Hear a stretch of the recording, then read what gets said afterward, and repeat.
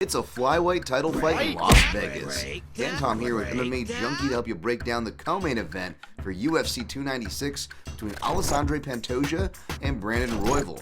Pantoja, of course, put some respect on his name in what was for me and many the fight of the year at UFC 290 when he took the title from Brandon Moreno. Of course, that was a rematch, a technically second career rematch for Pantoja. Well, for his first title defense, he's going to have another rematch on his plate, and that's against Royval.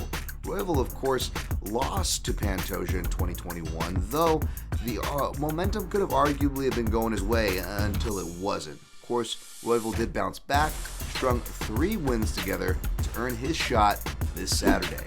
At the time of this video, the odds makers and the public are favoring the sitting champ Pantoja in the neighborhood of -190 with a comeback on your underdog, the challenger Royval, in the neighborhood of +148.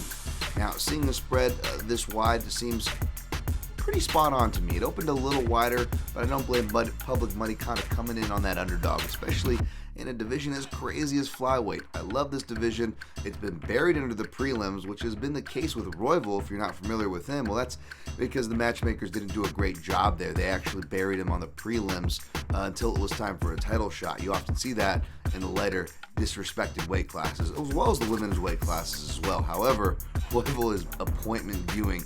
Trust me on that.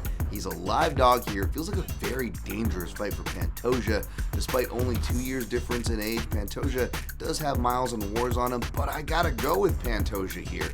Of course, Pantoja is 3-1 against UFC level southpaws to go along with his 2-0 in rematch stats, but more specifically, he can actually jab in the open stance. He will go to the body, all levels, has a mean counter right hand that has kind of been a common culprit really in like the last 4 or 5 of Royval's fights, whether there's a knockdown predator or not. His opponent is connecting. I don't like that, and I also don't like the back exposure that is still really prevalent in Royval's style and scramble, so I'm actually going to take Pantoja here. I hope Royval, has a great showing, win or lose, because he is one of my favorite fighters to watch. But of course, Pantoja is also one of my favorite fighters. Not that that has anything to do with it. The pick is the sitting champ. For more details, stats, and results this weekend, keep it locked to MMAJunkie.com.